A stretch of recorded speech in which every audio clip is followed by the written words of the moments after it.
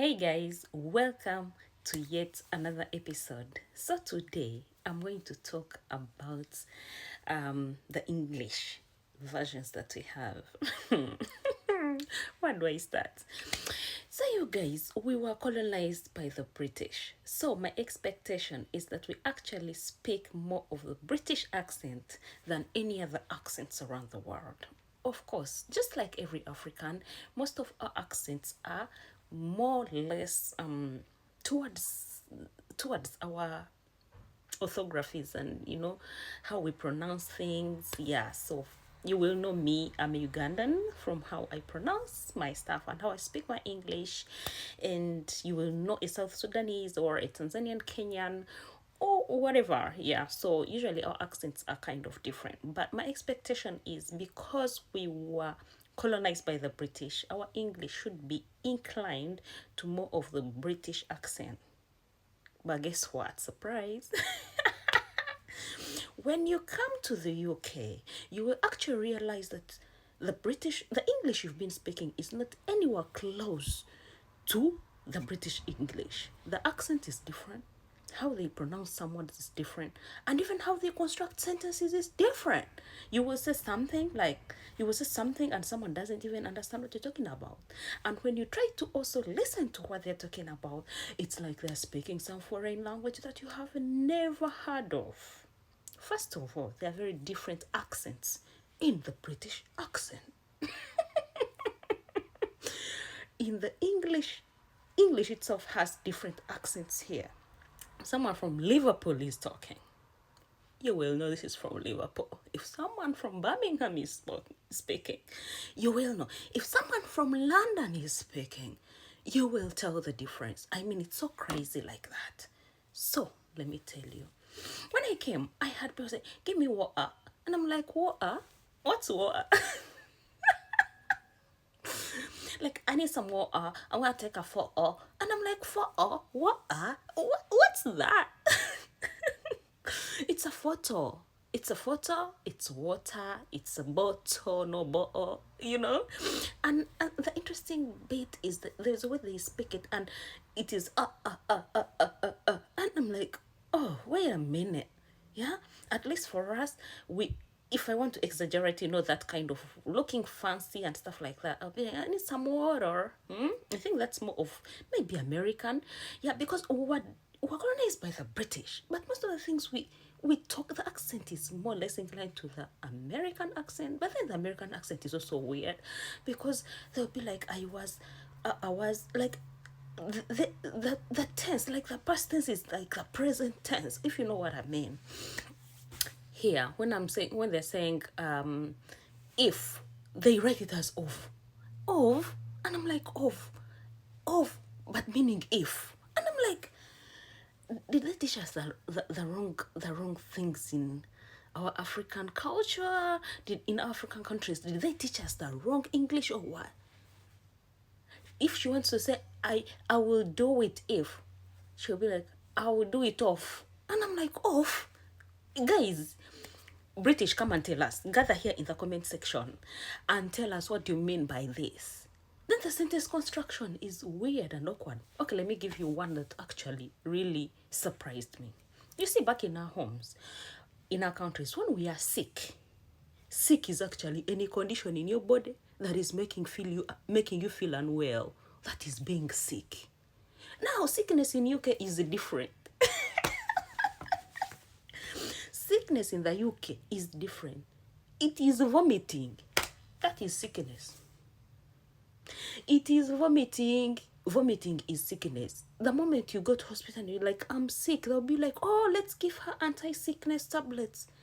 What are those anti-sickness tablets? Medicine to stop you from vomiting. They will tell you, how many times have you been sick?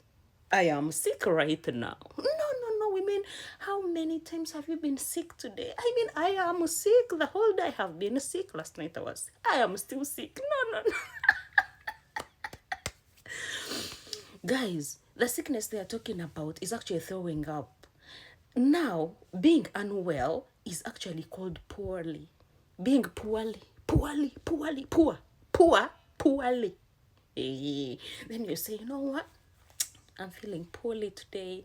I've been poorly this week. I've been poorly. That is actually being sick. So, those are things. So, when I got pregnant and I was throwing up and stuff, I went and I'm like, I'm sick. Oh, how many times have I been sick? I'm like, I've been sick.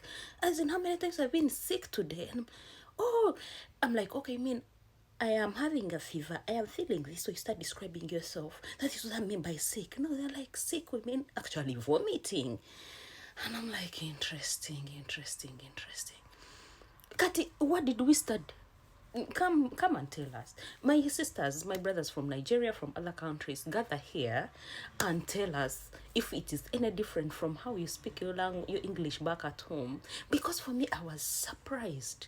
There's some things I expected were like universal, and given that we were colonized by the British, that is a good excuse. If it is someone from let's say Rwanda, and they were colonized by the French, that would make really sense. But I mean, these are our colonial masters. But their English is totally different from our English. Now, the London English is quite of interesting because you can hear them, can have a conversation and stuff. When we moved to the countryside, which is like an hour from London, not very far, my dear, having a conversation was a headache. Do you know, avoiding people just because you don't want to have a conversation? Avoiding people because, I mean, they will talk out of the 10, you will hear one word. You know, like how you are in Kampala, you are in Nyankole, okay, from Western Uganda. You are from Western Uganda. And you're listening to someone from Kabera Maido for the first time, or someone from Karamoja for the first time. That is how it felt. And I'm like, what is this? Will I ever learn these things? Will I ever hear these things? But surprisingly, I can hear them now. We can have a very good conversation. But also them, the good thing, my accent was accenting. It wasn't accenting to them because I would speak. Like, you call the surgery. The surgery is the GP, hospital or general practice, where you meet your doctor, family doctor. Everyone is required to register with a GP, general practice. Like at your doctor's place. So I will make a call like at 8 in the a.m. because that's when the lines are open. And I'm like, hi, I would like to book an appointment for my toddler who is not feeling well with a GP.